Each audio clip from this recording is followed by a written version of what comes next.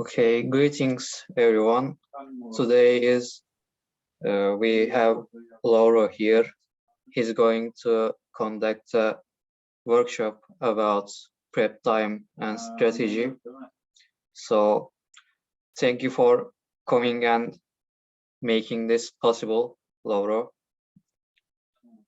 And the word is yours.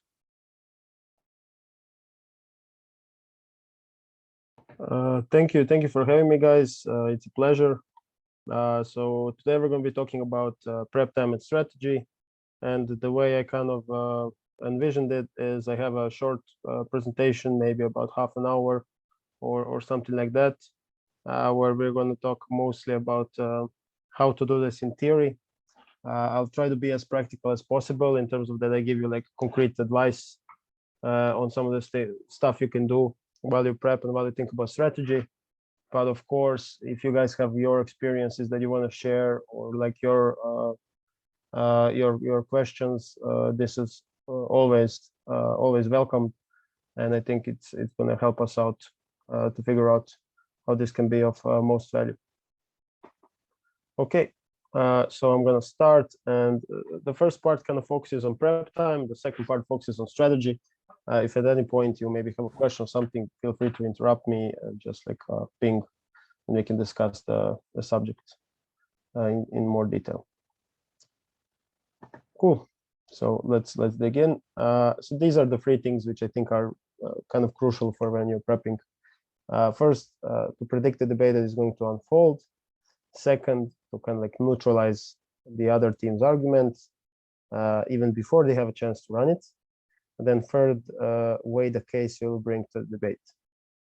And now, the obvious clash that this all has is that you could use this time to do other stuff. So you could use this time to maybe refine your arguments, to put more examples into it, to practice how you're going to deliver your arguments, especially if you're a first speaker and then you kind of want to have your case ready and all of that. So all of that is useful. But I will say that I guarantee that it's not going to be enough if you want to kind of like progress to some point, or if you want to get to a position where you can maybe debate with stronger teams, or if you just want to move yourself away from this very repetitive task, just like developing cases and that's it. At some point, if you debate maybe for 1, 2, or 3 years, you'll realize that things oftentimes repeat themselves, that cases are similar, motions are similar. So this is the next maybe step where you can take your prep. So what do I mean by saying predict the debate? I mean, first spend time basically figuring out what will be major clashes. So obviously, and this is the case with almost all debates, even the ones which are more to the not balanced side, there's going to be arguments for one side and the other side. And they are going to be true, legit arguments, which kind of need to be weighted between each other. So very rarely, especially in some situations where you are maybe debating people who are better than you or who are of your equal, you're going to win the round very clearly and just, be right. Usually what's going to happen is that all of the teams in the debate basically bring arguments that make sense. They maybe have good examples, they have good characterization, they have good rebuttal. So you have to see what are the points that other teams are going to bring and what are your points. You have to, in the end, you have to make a scale.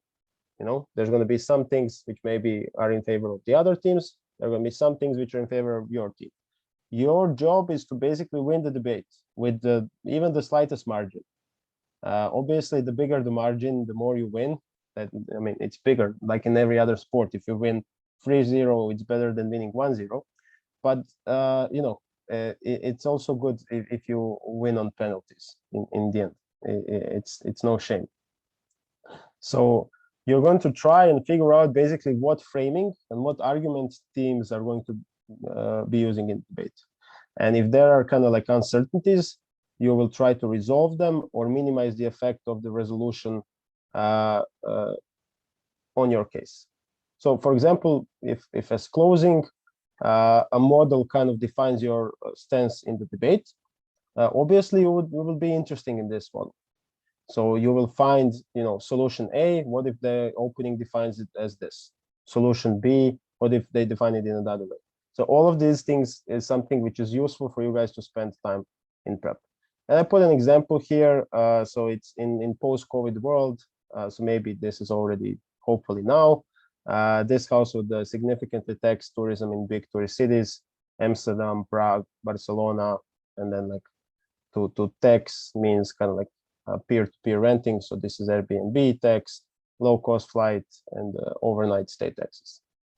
So if you are closing in this debate, then you are obviously interested in what maybe the model is going to be for this, or how this is going to be done. You're also interested, if you are coming from government side, basically in how you are going to overcome some of the more obvious arguments coming from opposition, which is basically that, if you tax tourism significantly, maybe there's going to be less tourists, so you're going to have less money.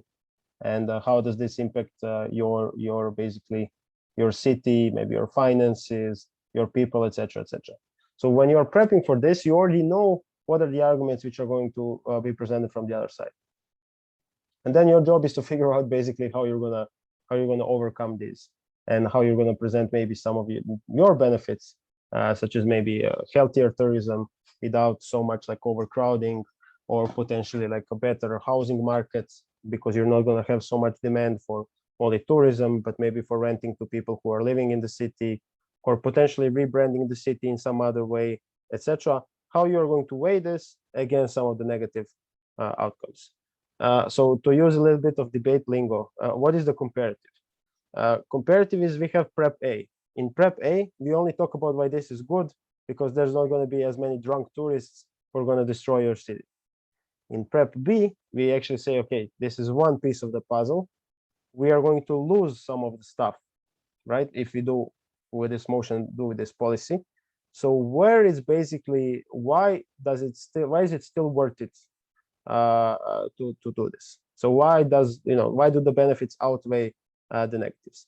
And very often when you're especially opening, it's very hard to do this, because you, as I said, you want to focus all of your time in refining the arguments and exactly explaining how, I don't know, less tourism, but richer people are maybe better than, mass tourism and people who can't spend that much money. But in the end, it's very much useful because, people on the other side are also going to prove stuff, and you kind of want to hedge against that, and you want to bring the whole picture in the debate. And it's better always, and I'm going to talk about this later, if you bring it, than if you get kind of like jumped on it by other teams. And I already talked a little bit about this, but it's also about neutralizing other teams' arguments. So you kind of like identify what the other bench will run, and you kind of see how you can force them to develop an argument while taking into account stuff that you say. So basically, you create a burden for them, and then you make sure that you hold them accountable to that burden. How do you do that? Well, first you have to think of the burden. You have to see how you're going to, the argument which they're going to run, how you're going to put it in some sort of square or some sort of like framing or strategic thinking which suits you a little bit, and then you're going to ping them about this. You're going to use words and like vocabulary which suggests that they should kind of upheld this burden. So it's a little bit of a game where you are adjusting the panel's expectations. You want the panel in the end to hold this team accountable to this burden that you have set. And the process to getting there is a little bit of like convincing the panel why this is right, using a little bit of meta debating, explaining, in this motion, here are the burdens, or connecting this to the real world, maybe how this would look like if it was an actual policy. So, for example, in this sort of debate, this house would apply a lower rate of income tax to women. I have another example here, and this is so basically in this sort of circumstances, there are multiple options which can happen. How this policy can maybe be how they say implemented. One option is that starting from next month, women do not pay a certain amount of income tax. So if women were earning maybe like let's say 10 something, the next month they're going to be earning 12, and they're going to see this on their paycheck. So they're going to work through June, and then in July, when the paycheck comes, it's going to be bigger by this amount that we are not taxing them. One of the possible arguments that comes here then from opposition is that obviously, as is, employers always want to minimize the cost of people who they are employing, right? So you don't want to pay more of a salary to people who are working with you. So they could, to some extent, maybe then, at least in terms of raising wages, etc., compensate for this tax method. So if you know that now, women have the same salary, but because the state is not taxing them, if you want to minimize costs, you could, act like you are a smart ass and say, okay, now I'm going to maybe stop wage growth for women for some time, because in the end, they're still going to be making more money, and I can pay them less because there is no more tax, or the tax is lower. So this is an argument which oppositions can run. If you can come up with this argument from proposition side, there is a very easy way how you can solve it and basically remove it from debate, which is to say that you're not going to be lowering the rate of income tax and then giving this directly in forms of paycheck to paycheck to paycheck, but you are going to be doing this on a yearly basis. So let's say every time you have a return of taxes, I think this happens in most of the countries. I don't know if a lot of you work, but maybe you heard it from your parents or like other folks. Basically, the state calculates if you maybe paid too much tax or too little tax. And you could say, if this policy is applied, we're gonna do this as we usually do it with all other types of taxes. And then somewhere, I don't know, in summer, usually this happens, maybe June or July, we're gonna simply pay the difference to women.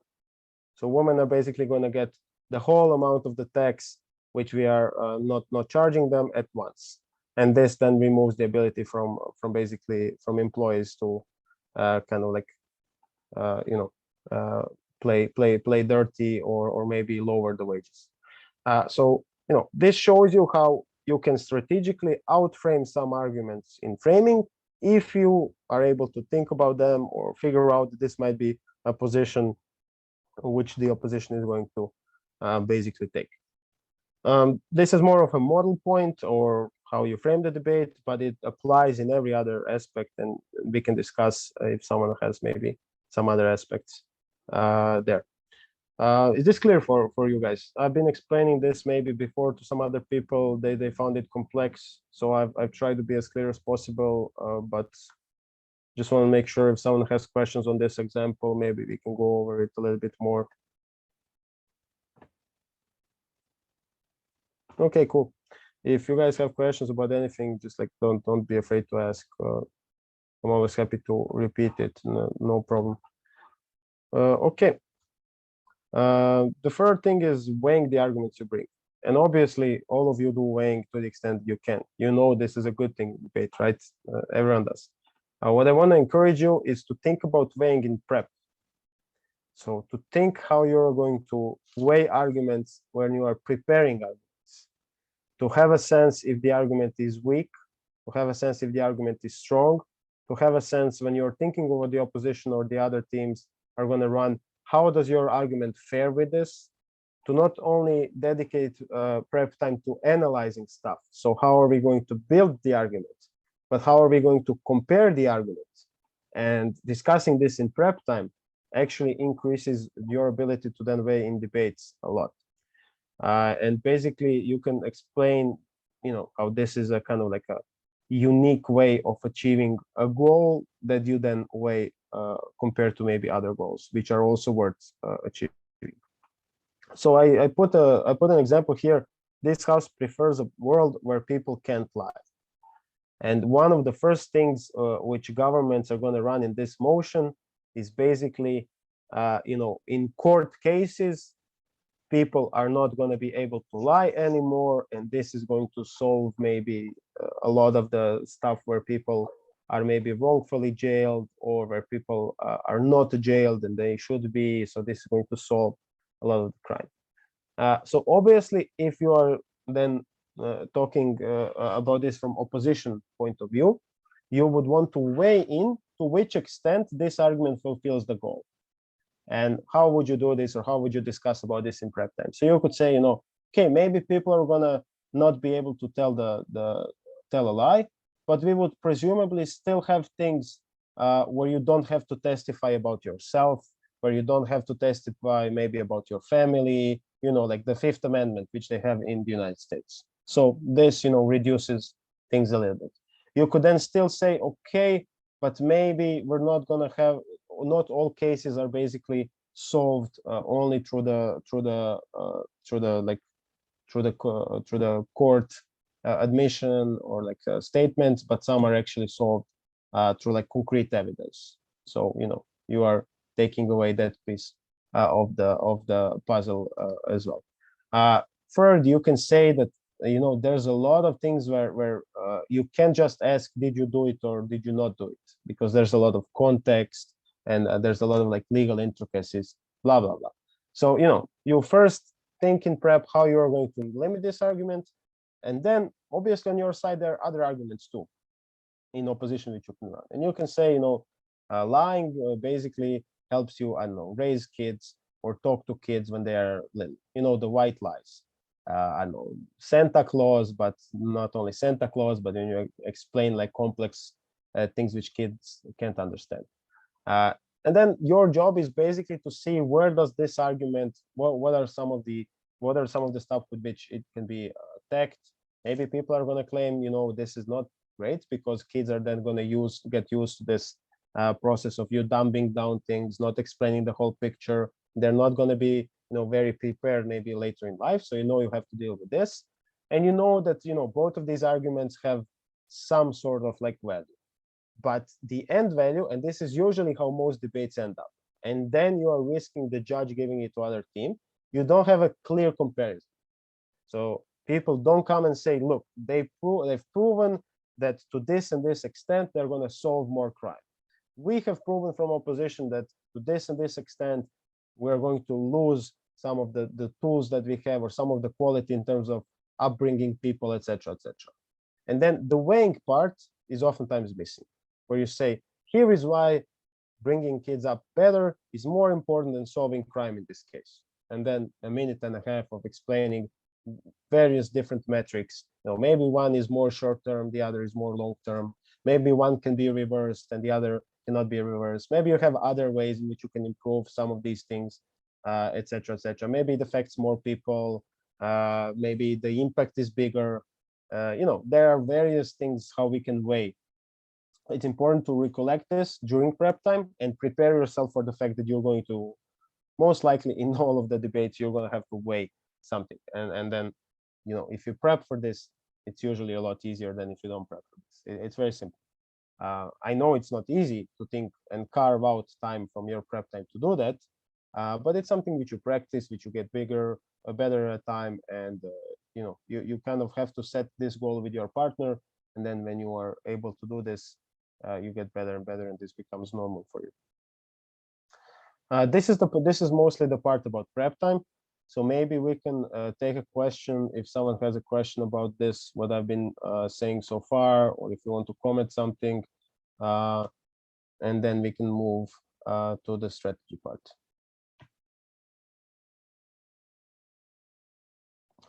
Sure, I think Ali raised their hand.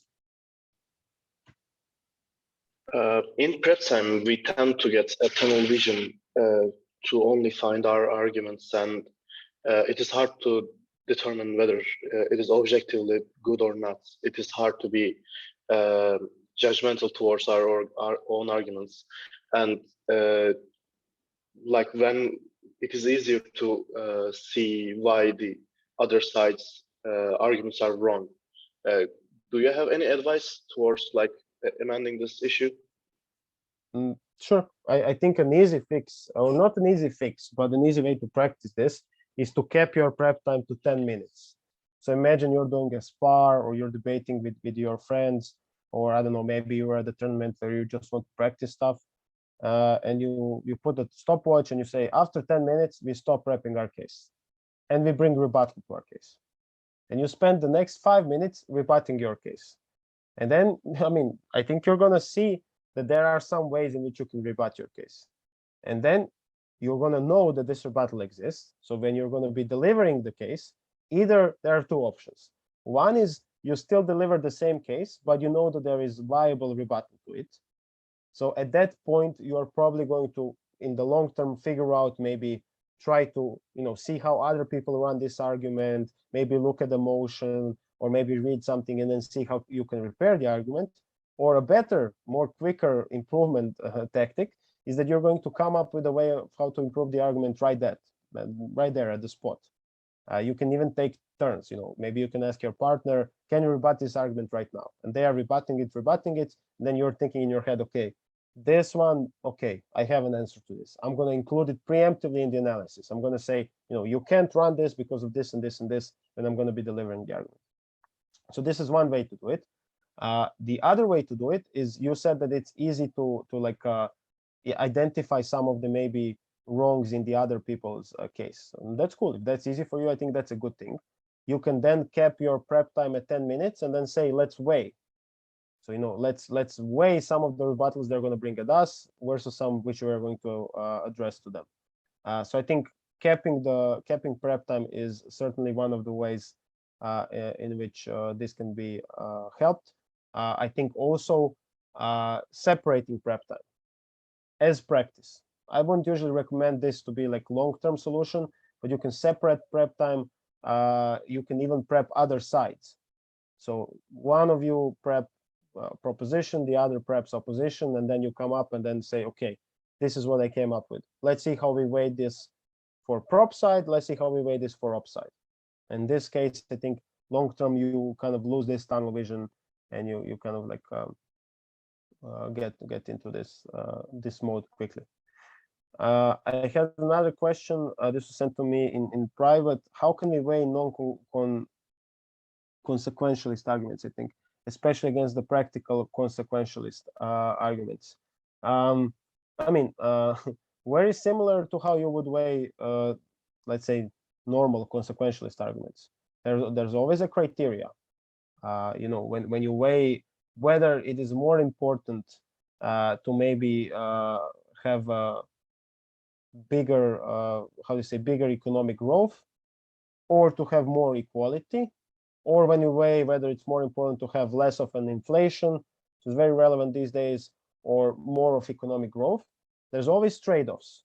So there are trade-offs in principle side, and there are trade-offs in practical side as well. I would say the most important problem with principal arguments is when people weigh, when they don't weigh well, is they oftentimes become very utilitarian, meaning that they are contingent on something good happening, that you actually have some sort of practical benefits. So a good way to ask yourself when you're weighing principal arguments is, even if the outcomes, the overall outcomes are negative, would I still be able to defend this position? And then if the answer is yes, and you can to some extent prove why the answer is yes, then you have a really good case of trying to prove that your argument really kind of like matters. I mean, I don't know. There are probably like a lot of folks who drive really expensive cars. Maybe it would be like overwhelmingly utilitarian that we just like as a state take away all of these good cars and then give really average cars to people who can't afford cars. So from a utilitarian point, you could say, well, yeah, more people are going to be able to drive. We don't really care about maybe people who are dealing these expensive cars, like who are selling them. We care about people getting from place A to place B. They all have working lives, have families. We're going to make them easier. But, we're not that keen to say, okay, everyone should do this, or to just say this is okay. So this is the kind of like the principle, the moral part of it all. And it's sometimes difficult to prove. It gets a little bit philosophical. But all of us do moral choices on a daily basis. So it also has this intuition pump, this like actually putting the person in a position of I think thinking about this. Would they be able to make this moral choice? Is this a legitimate moral choice? So there's also part of this. you know, it's a complex question. I've been answering it for the past couple of minutes. I don't think there's an easy answer. You can do this. But I think all of what I said is maybe useful for you guys to practice. And also it is very useful to, I think, watch other workshops which are dedicated to this. I don't know by heart who did this, but I'm pretty sure Korea team had some which explained principles. And I think Milos was actually the one who was doing the one about weighing. And I know that one is really good. So if you want to follow up maybe on this a little bit more, take a look at that. Okay, for now we can maybe pause the questions just because I want to talk about this other part, and then we can open them again after strategy, and of course you guys can chat about prep there as well. Oh yeah, Tin also has one on principles. He's way better on principles than I am, so I'm sure he has a lot of things there to say. I think who said this?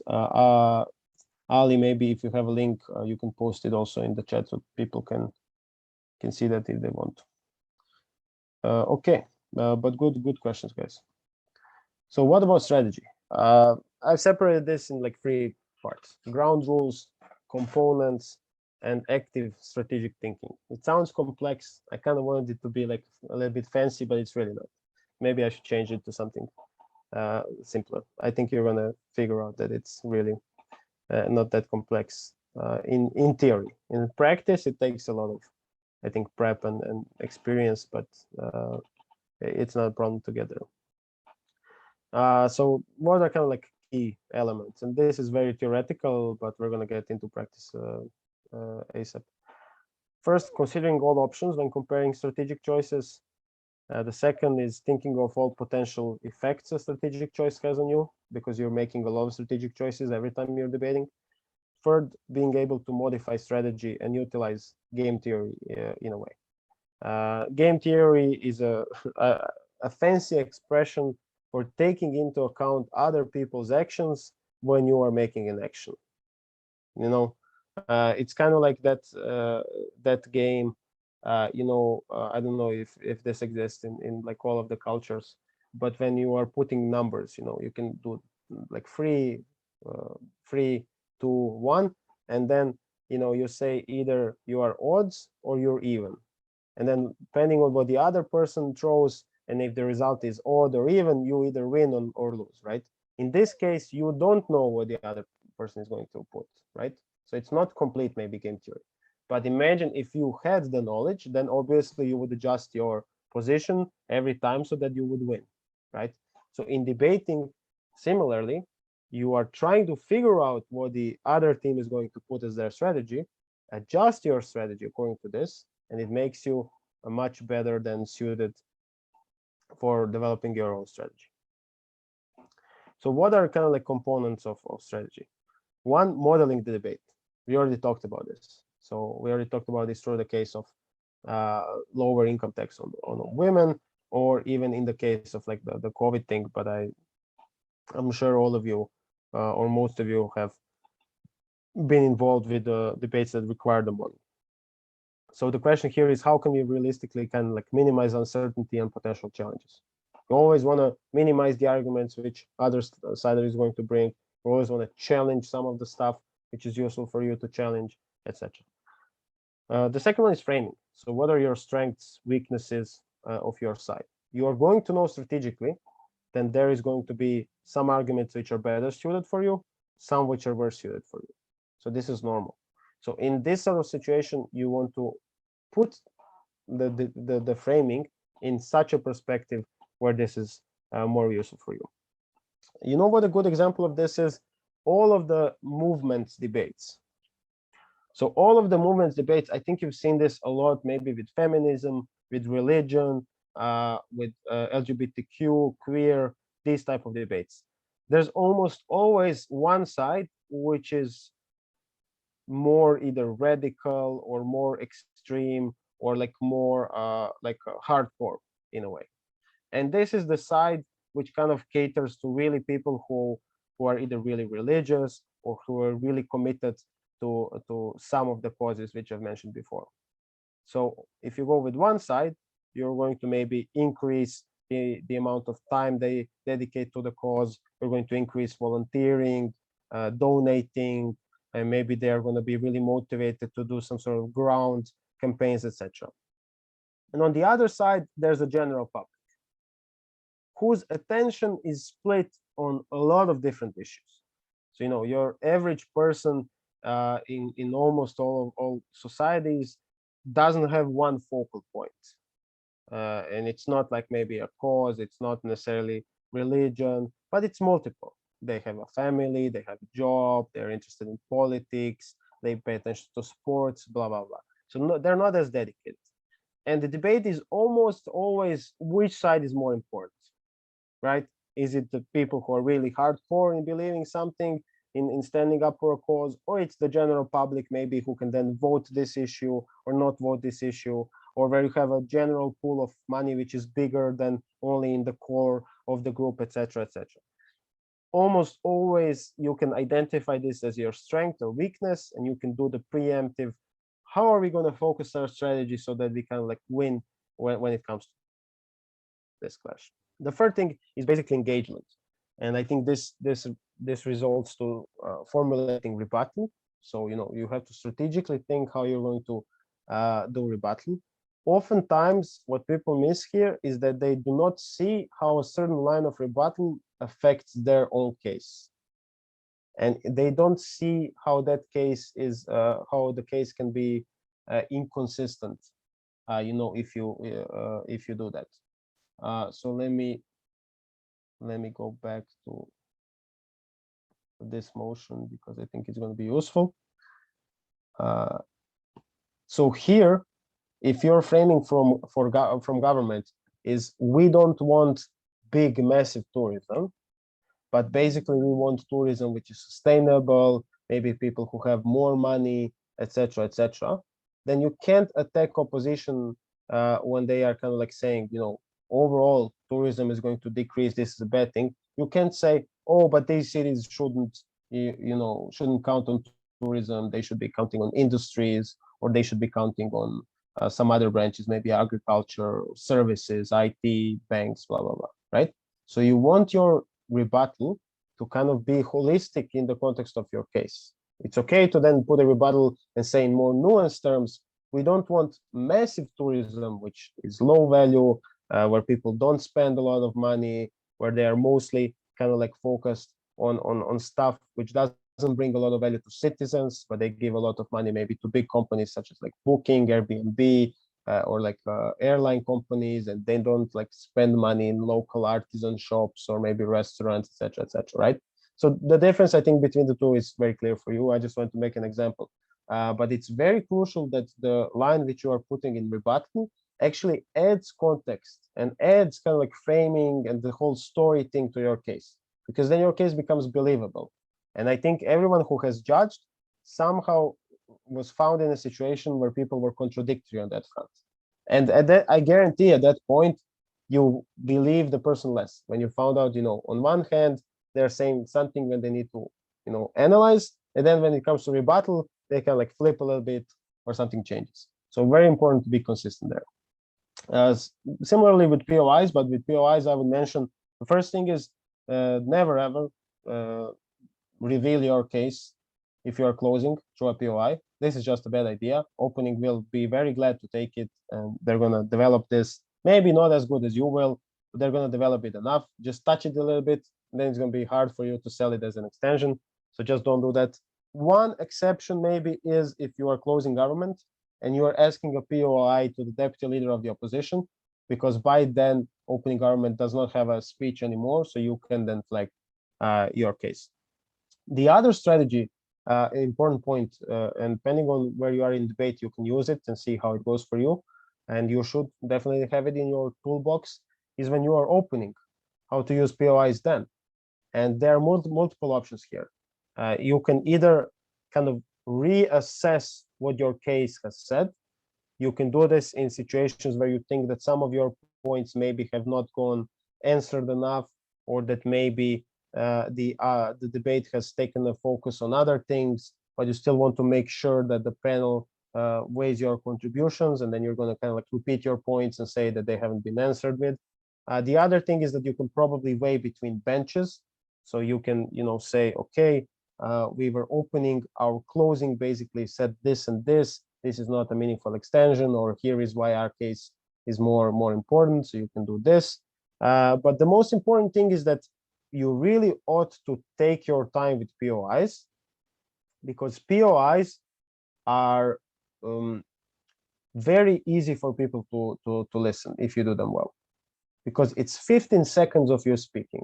In the middle of another speech, there's the moment of changing pace because the person stops speaking, you start speaking. There's the moment of changing speaker, right? Because it's the other person who was speaking now, this person is speaking. There's building momentum because people probably know that they've been waiting for a POI, etc., etc. So all of these things give you really, really potent 15 seconds period. And then if you use it not well, it's just really a waste. So you should be discussing, refining the POI, writing it out, very important. You should almost never come to a situation where you don't have a POI written. Especially, I think most of your ESL speakers, and we're not very good in English, especially compared to EPL speakers. So there's a very big chance that we will either stumble or forget something, or do it too fast, or maybe do it too slow, so get cut off, etc., etc. So writing it out and then trying it in 15 seconds is really a way to go. And this is a big tip, which I think is somehow connected to strategy, but also in general, I think makes a lot of sense. And two other points. The first one is using examples and context. So what picture do you want to paint? What can other teams use? Sometimes there are examples which maybe favor your side of the house. Sometimes there are examples which favor the other side of the house. So how are you going to use one and then kind of like remove others from the equation? A good example of this is interventions, military interventions. People always kind of have the narrative that military interventions are bad, and they just call them because I think very easy and kind of palpable examples, very, very pop culture, and everyone talks about is maybe some of the US-led invasions in the past, which, as we all know, haven't really worked out really well. So if you need to pierce this veil, then you should probably read up a little bit on some of the good interventions, which maybe stopped the conflict, or which basically maybe freed people in some parts, or were more of like a humanitarian interventions on all of this. And you can use these examples if the debate is about comparing whether countries should have more rights to intervene or should be able more to intervene, etc., etc. There are examples on both sides of the house. It is how you frame the majority of these examples and how you frame the general context is where the debate is going to be won. And then lastly, using your strengths and positions. So these are questions, for example, how much time you will allocate to rebuttal as leader of the opposition compared to deputy prime minister. The answer is probably less. Why? Because you as leader of the opposition, you are not the last speech which goes against your direct opponent, right? You still have the deputy leader of the opposition. In the case, who are the last one basically who is speaking against them. So you are probably want to do rebuttal very thoroughly and make sure that the dialogue has a lot of rebuilding to do. What is a better case than this? A better case is when your PM is capable enough, strategically prepared enough, so as that they've done a lot of preemptive rebuttal.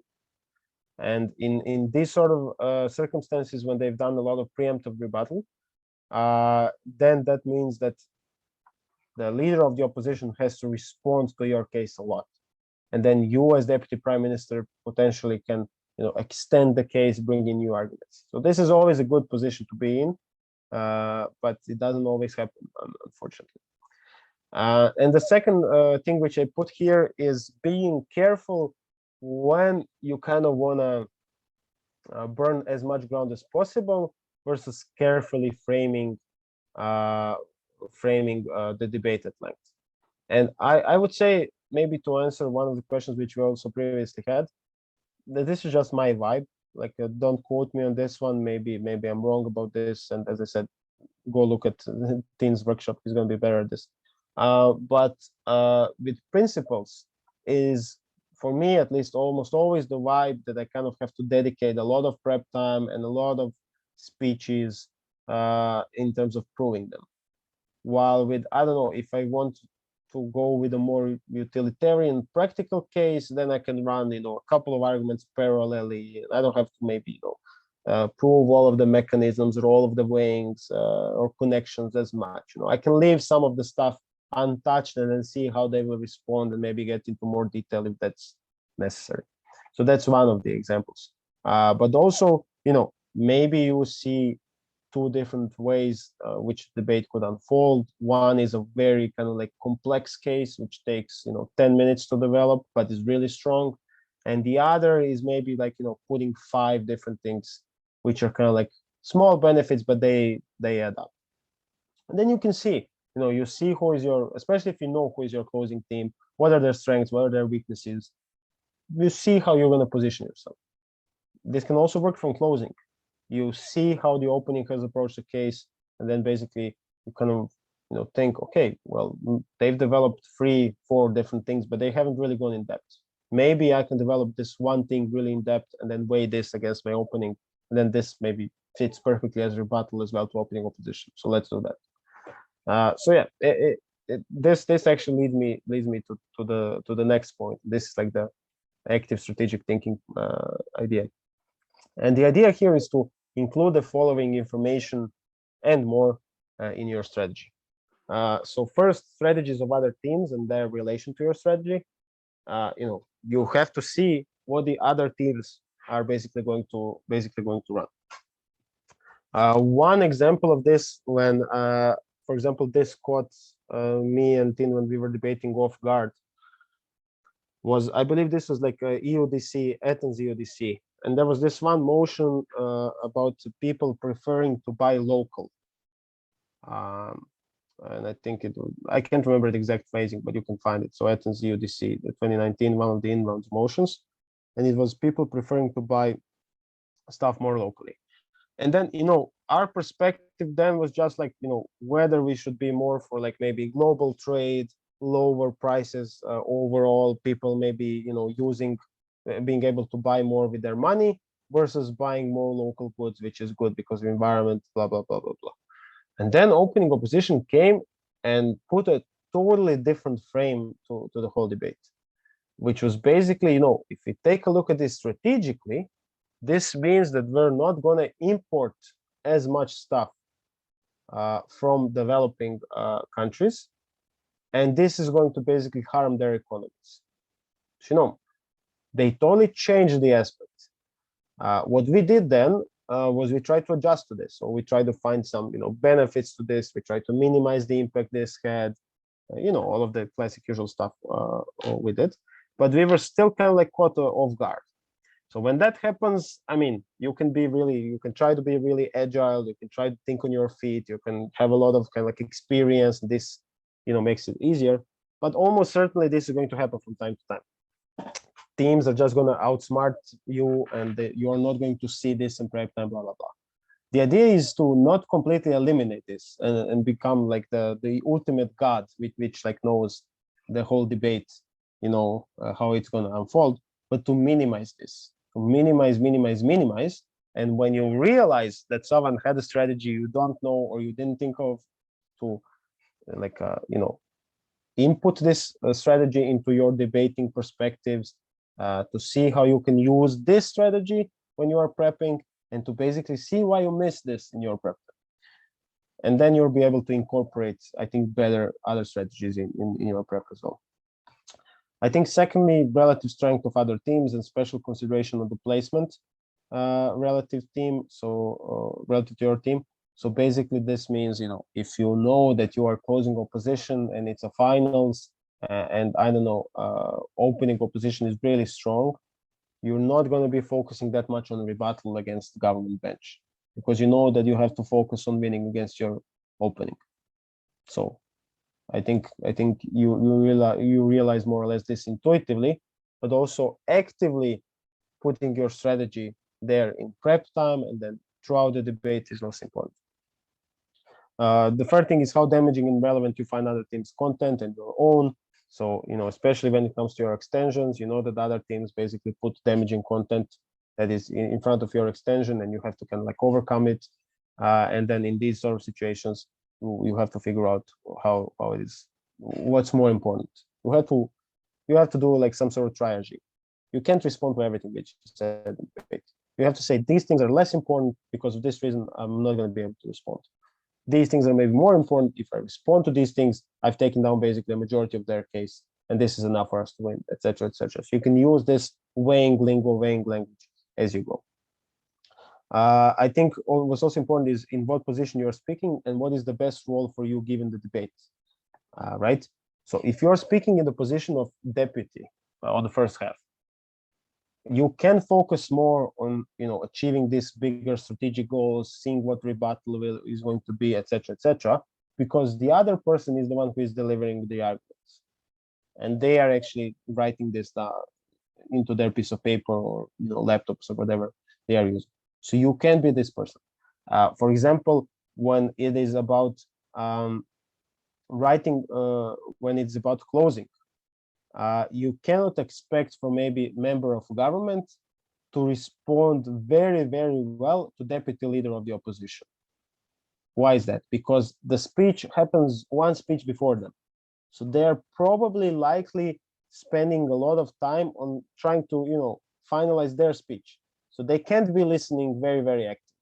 So you as government whip, you know that your member can't really respond that well to deputy leader of the opposition. So you do that, right? You kind of like, you think of this and you say, okay, I know that this is going to happen. I'm going to pay extra attention. On the other hand, when you are a member of government and your whip is finalizing their speech, so when member of opposition is speaking, you know that they're not going to be able to focus that much. So you as member of government basically help them out. You give them notes, you structure rebuttal, you ask them, do you know how to rebut this? Do you need help with this, etc., etc. And this is basically, I think, similar to the last point as well. So how do you basically kind of like achieve this? First, it requires clear and kind of like abundant communication with your partner that allows you to act during the debate. You need to be able to communicate with each other on paper. That's one of the most important things. So you need to adjust your head writings. My handwriting is terrible. My partner's was as well. So that's why we worked on it. We wrote capital letters, big blocks. Maybe like with online debating, this is easier because you can just like send text messages and it works, or maybe have a shared Google Sheet. But with handwriting, you just have to adjust, write big, and write on papers. And why is this important? I always tell this in workshops, and I think it's like it basically shows why you need to use this. Because every time when you are whispering to someone, when they're listening to a speech live, they're not going to listen. It's very distracting. You're just going to say, yeah, I got this. But you are trying to focus on one speech, then there's a distraction here, and you kind of want to listen to this, but you want to listen to this. You don't know if what they're going to say is really important to your case or not. So you're kind of like, maybe this is important, but I'm not sure if this is important. It's just like, it's weird. So you write it down, then the person sees this. They can already maybe use this as their notes, right? Maybe write down a couple of notes for themselves, but they have a piece of paper. They don't need to rewrite it, blah, blah, blah. And you have time. So when the other person is preparing for their speech, you basically have time to write because you have done your speech. You're only basically listening. You have a clear vision of where the debate has been. You know which stuff you missed, maybe which stuff needs to be reiterated more, especially with extension. And the way to communicate this information is usually through like pieces of paper. On the other hand, what is the part where you discuss?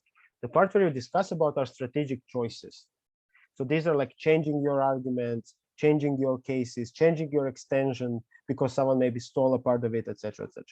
And this is where you take valuable time, basically, which is maybe in between speeches, at the beginning of speeches, or when you know that someone is not maybe relevant, so you can like whisper where you guys agree on, right? The other stuff simply goes through paper, and this is how it's done. And lastly, it's kind of always better to have multiple options and plan it as such in prep. Sometimes this is not possible, but sometimes it is. Sometimes you can develop a case for option A, sometimes you can develop a case for option B, and then in these sort of scenarios, it usually pays off in the end. I think bottom line is you can use a lot of this stuff and you can practice it. I think it's very easy, just like about changing your prep, limiting your prep to focus on one thing, or doing exercising, cracking motions, such as that you focus on one thing or see how would I weigh this, blah, blah, blah. The big step in doing this is first to become somewhat comfortable with basically, you know, exiting prep and the case which you are going to have. And I think everyone knows when they, at the beginning, when they start debating, you know, you fear if you're going to fulfill the 7, is it 7? Yeah, it's 7 minutes. If you're going to embarrass yourself, blah, blah, blah, and that's normal. This persists, but with more experience, more arguments, become better, become better, become better. And this kind of like fear decreases, and that's good. It's never going to completely decrease. You're never gonna like stand up on the speech and say, oh, like I know everything. I'm the smartest person. This is going to be the greatest speech ever. I mean, maybe will, but that never happened. But what you can do is you can force yourself to carve out parts of your prep time, and basically to dedicate it to thinking about strategy, to think about other teams, to think about rebuttal, and how this all fits into a bigger picture. In order to be able to achieve this, you have to work though on a couple of things, and this is really important. This is where the practice comes in, the tournaments, feedback, advice. You got to establish clear communication with your partner. You got to establish clear trust, so that when you discuss a point and then your partner needs to deliver it, that you are comfortable that they're going to deliver it. If that doesn't happen, you need to establish clear feedback points. This is maybe where you forgot to mention this and this and this. I mentioned this in prep time. How can we make sure this doesn't happen again? You need to bring yourself up to speed with stock arguments. In almost every segment of debating, there are overlaps. So in IR, there's usually like 5 countries or 5 scenarios that we discuss all the time. You have to learn something about this, read Wiki, watch YouTube videos, whatever, documentaries, watch debates, get some experience, and then, come from an idea to a developed argument, not in 2 minutes of prep, but in maybe a minute and a half, right? So this is one thing which you are kind of like prepping to do. And the third one is you have to specialize a little bit, especially if you're working with a long-term partner. So if you are preparing for maybe majors with someone, or you just are debating for maybe 1 or 2 years together, you have to divide yourself, and you have to see one of you is probably the first speaker, one is the second speaker. So me, the first speaker, I have to really, really, really work on delivering content, on being able to receive information, and maybe speaking a little bit faster, or having wider examples which I can use, blah, blah, blah. Me as the second speaker, I probably need to specialize into thinking, okay, now we're OG. Is there something I'm missing from closing opposition here? Where can I take this debate? How can I become more quicker and quicker and quicker, or like thinking on my feet, so that when I am struck by a leader of opposition who is really good and does something which we haven't thought about in prep, how can I then maneuver our case towards that? So there are some things where you guys can specialize and work on these. It's not always easy, and maybe you first need to like tackle some of the more basic stuff. But at some point, you're going to see that you're improving, and that you have options to grow. And then when you hit this one position, when you've grown and you're a much better debater than you were before, when you've put some effort, if you don't know what to do next and you feel like you're stagnating, do this, right? Start to think strategically in prep time, start to think strategically about debates, and not only focus on delivery analysis, just sit down a little bit and think how it basically affects the bigger picture, and use all the advice that we've talked about here and the methods. Okay, I think this is it, guys, from the, let's say, theory part. Potentially, you guys maybe want to share some experiences, or you want to share some questions. I think we still do have some time, so we can just go into that part of the workshop. I think Ali raised their hand, and then Andrews after that. I have two questions. During prep time, we write down frames, analysis, and arguments, etc. How much of it do we have to write down? And do you write down the beginning of speeches, etc.? And I know every debater has their own styles, so I want to ask, what doesn't a healthy paper look like? Sorry, what was the last part? What doesn't a healthy paper look like? Because like everyone has their own styles, etc. But what should we avoid? Okay. I'm not sure let's take this one, and then Andrews, because I will forget. I'm not sure what the paper should not look like. I can tell you what my experiences were, and maybe you can try this and see if it works for you. Writing usually is not debating. Writing is a mechanism to get to the speech. So writing should be minimized to the extent that it still helps your speech. For example, the last maybe, I don't know, couple of years that Tin and I were debating, I didn't write anything in prep time. Nothing, not a single word, because I was very comfortable that everything that needed to be delivered in that way was going to be delivered by Tin. Obviously, I wrote during the debate, and then I was like, maybe Tin, you didn't deliver this as much as I would, so I need to repair it, blah, blah, blah. But as the second speaker, I wanted to focus much more on just getting the bigger picture, thinking strategically, just putting ideas in my head, while Tin was maybe writing down something, breaking it into small pieces of analysis that he needs to do in order to deliver a point. So this is the specialization that I was talking about. So in general, I would say that writing is not necessary. You just need to kind of like release yourself of that dependency on writing a lot. How you can do this is you can do a debate without notes. And this is very easy. So 8 of you come from your society, you have one judge, and everyone just debates without notes. You're going to see actually how much you're going to remember, how much you're going to be able to reflect on, rebut without notes.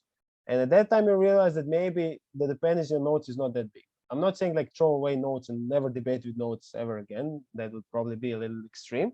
What I'm saying is every time you are writing, you're probably doing something else less active. So either listening less actively or maybe thinking less actively, because writing takes down some effort.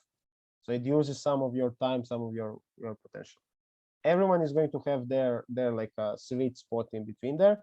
I'm just saying, challenge yourself into not writing or writing less, and then see maybe this is actually going to be more productive for you. In terms of how my notes look like, in online era, I like flow on Excel, basically like sheet. One sheet is one speech, and that's it. And then I have another like one cell. Sorry, one cell is one speech, and then I have another sheet where I basically kind of write down my speech. And this is where I write points. In real person debating, it's usually a couple of papers, and then I just write notes. I used to write the start of my speech before, and this really helped me to develop some sort of intro. At some point, I realized that I can do this now independently because my English has improved compared to what it was before. And I now usually maybe write one bullet point, and then I can deliver this in 15 to 20 seconds. As I didn't think that like long intros, maybe like 45 seconds long, actually have value. I think you can, do the sentiment or whatever you want to do in 15, 20 seconds, and then it's okay. Okay, Andrews, what is your question? Yeah, so my question is on preemption. I think the thought to preempt almost always comes, but the difficulty is specifically how to preempt to avoid preempting material that's eventually going to be redundant in the debate. So there are several instances where I would probably end up preempting from PM, And LO simply says, well, that's not the comparative they were bringing to the debate. So it's sometimes very difficult to know how to preempt in a way that doesn't give opposition the leeway to simply sideline that speech and say it doesn't matter because that's not their case. I mean, I would say that's a good observation.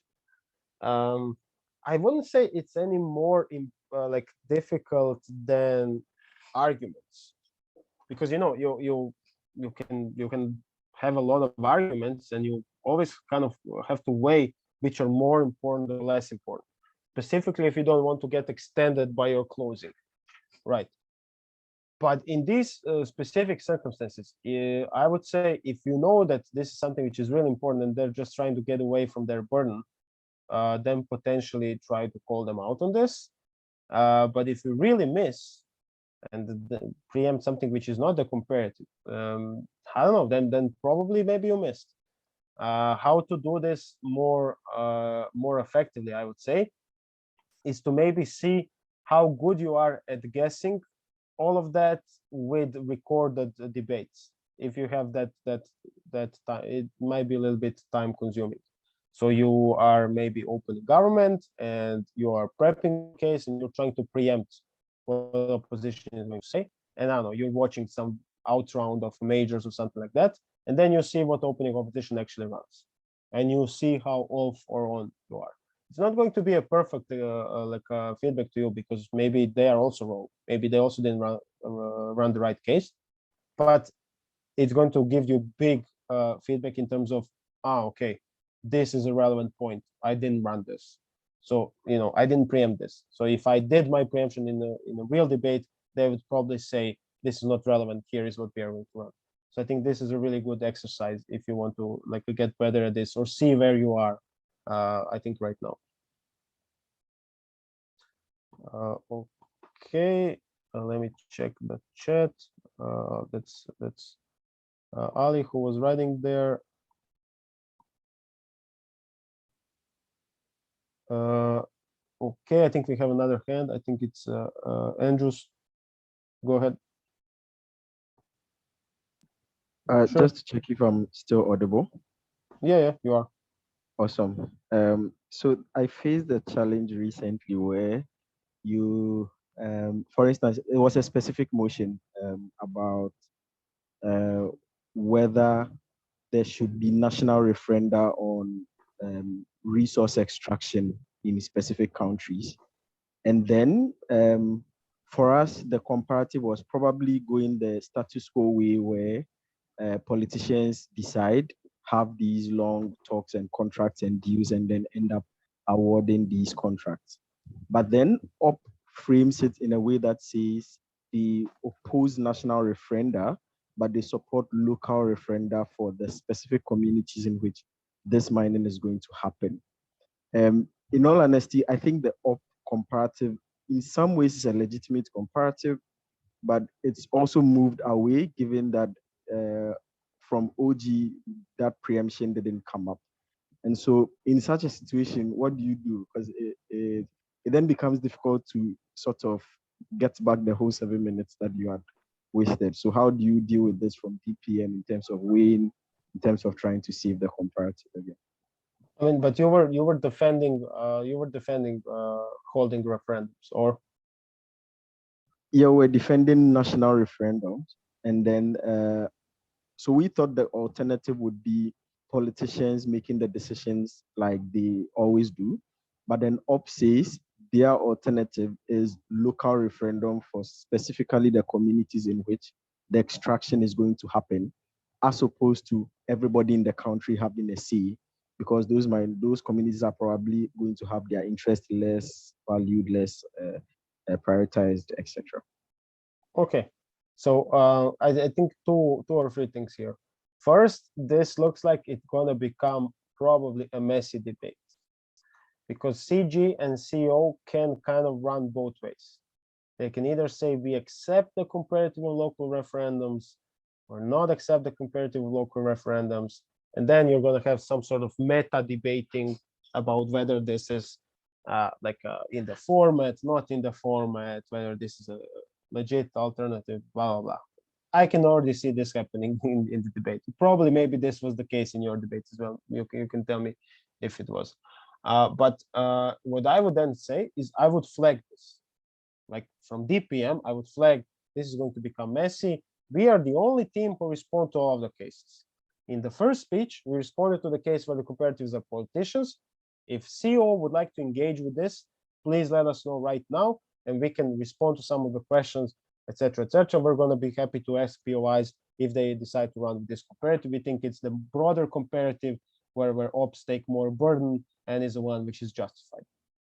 Okay, you don't go any further than this. You don't say it has to be that comparative, or otherwise, I don't know, OOs are out of the debate. You say it's likely that comparative, bigger burden, blah, blah, as to push them maybe in that direction.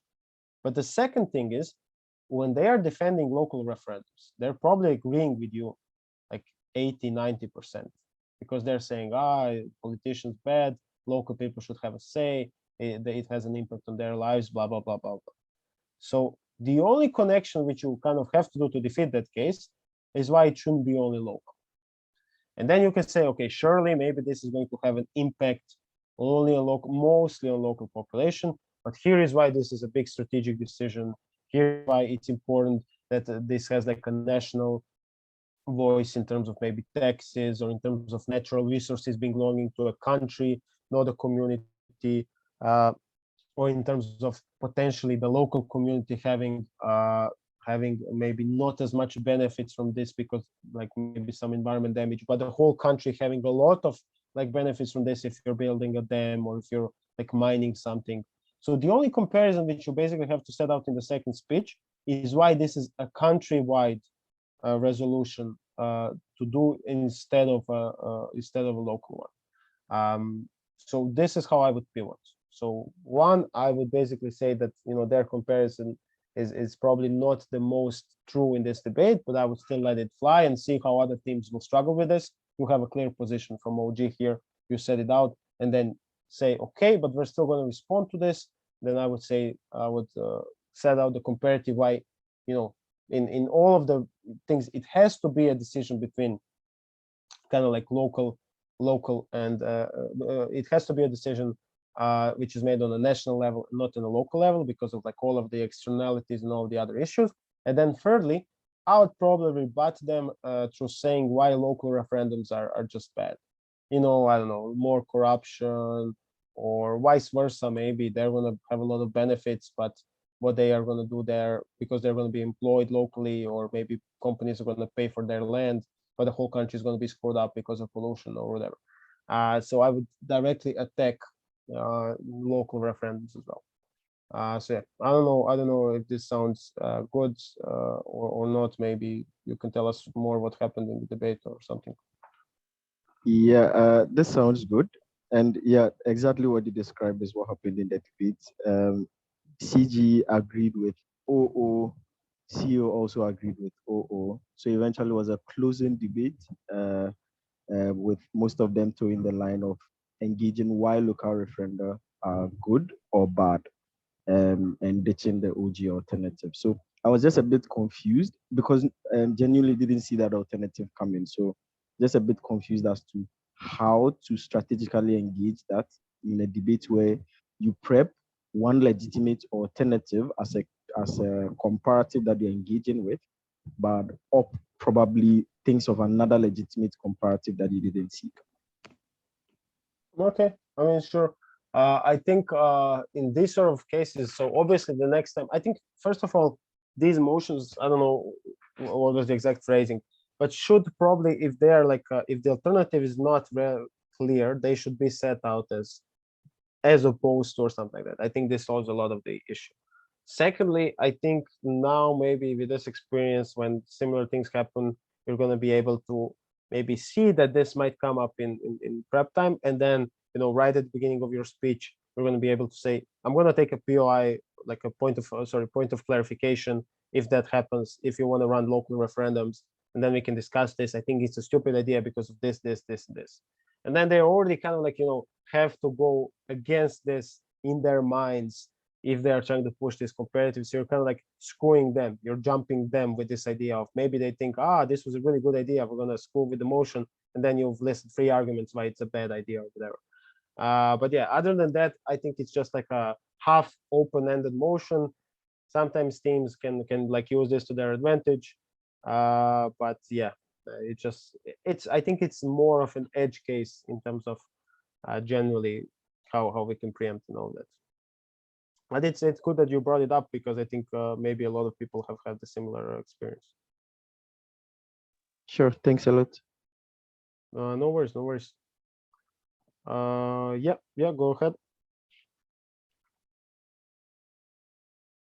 Ali. I was muted, sorry. In split debate channel with the video with you and Miloš, Miloš has said about summaries, don't note down clashes because it is practically impossible. Is there ways to find the oppositions clashes and arguments before the debate has begun in the prep time? Do you have any practices? So yeah, I would say again, it maybe involves a little bit of debate watching, but I've seen you've seen some of the workshops, so I think you're going to be okay with this. But you can potentially, what you can do is basically list it out your way. So just have a prep of 50 minutes and then see what are the clashes, what are going to happen in debate. Then listen to the first half. You don't have to listen to the whole debate. And then see what happens in the first half and how much off you were one way or the other. You can also do this actively when you are at the tournament, watching around or debating around, and then you can like think in prep what are going to be the clashes, and then see if these were actually kind of like the clashes. I mean, other than that, it does take some experience in terms of like knowing what the stock arguments are, having this like a fast, first principles part where you're going to know, okay, in this motion, they're definitely going to run this, or they're definitely going to run that. So this comes a little bit with time.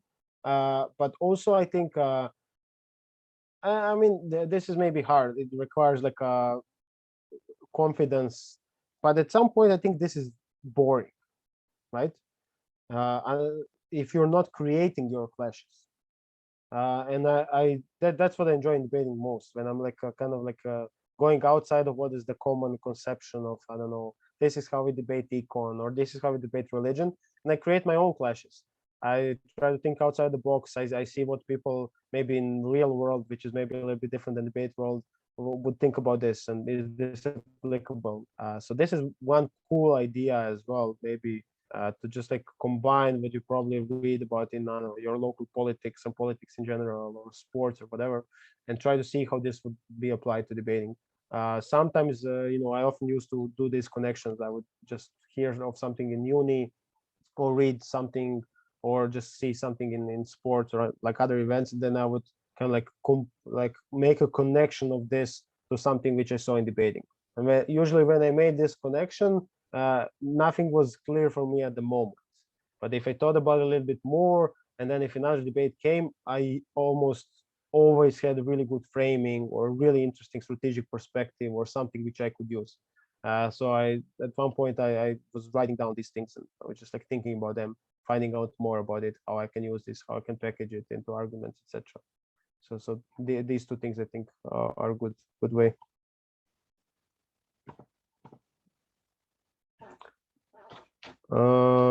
Sure, yeah, go ahead.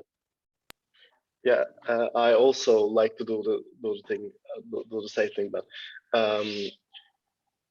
about speaking coherently in a debate, like it is the hardest thing for me, because like my mind jumps a lot of for a lot of places. Like, is there something to do? Like, can I write down specifically what I want to talk about, or something like that, for me to speak coherently on just focusing on one argument, one frame, one analysis?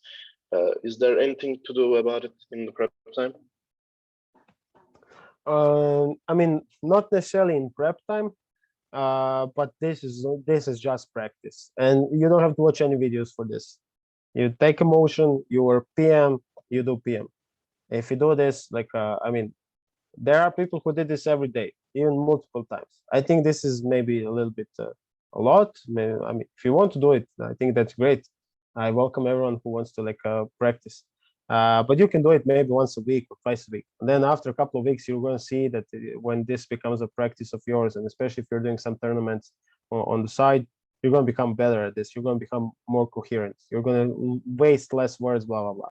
I think writing does have something to do with this, but I would not focus on writing out everything. I think it's more about try to write down your speech, then give a speech, and then see which notes were maybe not necessary, or which notes you missed, or where you could have put in maybe like 2 big notes instead of 5 small ones, which kind of distracted your way. Or where you, this is actually a good exercise.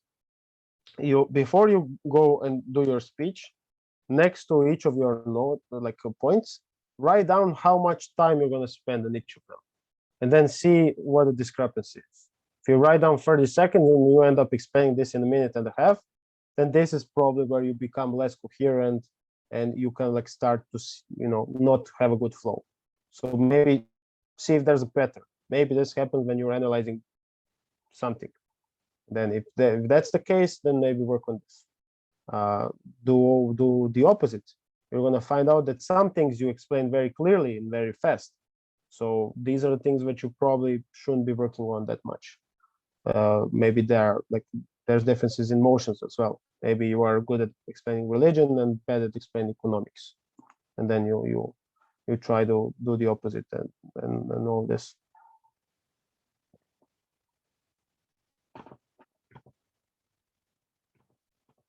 Thank you.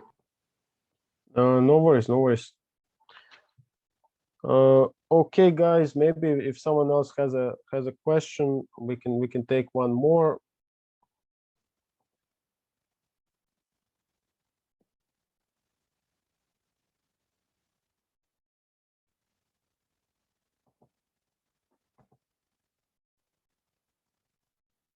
Okay.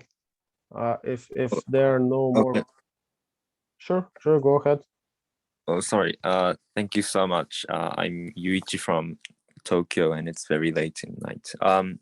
So I just have one question regarding because I do the second speaker as well, and I have a partner that I'm pairing up with for nearly about half a month, and sometimes I pair up with other people, and I find it difficult to sort of like predict what other people are going to say, because as second speaker with my usual partner, I can sort of predict what she's going to say, etc. So I think, so is there like, so do you think it's generally a good thing that you get really, really used to like your usual partner and become really used to like predicting her arguments? Do you think that is generally a good thing in order to achieve higher, or is it something that you should probably avoid because it probably, for example, narrows your views? Sorry for the disorganized question. No, like I completely got what you mean, and I appreciate it. It's very late for you. I think if you can have the best of both worlds, I mean, obviously that's difficult, but this is where this is where the optimum is. You have a stable partner with whom you debate regularly, who you understand, you know their weaknesses, you work on their weaknesses with you. So if you know econ and they don't know, you explain econ to them to the point where they can follow, where they can develop arguments, where you don't have to constantly, you know, piggyback them a lot and like be worried, econ, they're not gonna know it. So that's a good thing. You're gonna trust each other, have so much experience together, etc. Every now and then, do a tournament with someone else and see how they think, what they, how they are going to position themselves in a debate. This really helps you break down this perspective. So I would say plan this with your partner. Say, okay, if we're gonna do maybe, I don't know, 5 tournaments this prep season, let's do one with a different partner. Do judging as well. Judging, even if you're speaking constantly with one speaker, if you judge, this just breaks your total vibe and conception of the game, right? Because you're just gonna be hearing, you're gonna be seeing where the debates actually break from a perspective of someone who is listening to them. Where is the point which decides the winner? And then you're going to be able to connect this to similar arguments you've made before that, you know, lost because of this and this reason. And this is where you can really, really grow, even if you are just like we're in a very comfortable place with one partner. I don't think it's a problem. I think it's a feature, not a bug. But there are some things to like minimize the potential like negatives of it, which is that you are, you know, very, very in your comfort zone. So speak with other partners, judge, and I think other than that, it's very good to have a stable partner. Okay, thank you so much. No worries, no worries. Okay, guys, maybe one more if someone has something.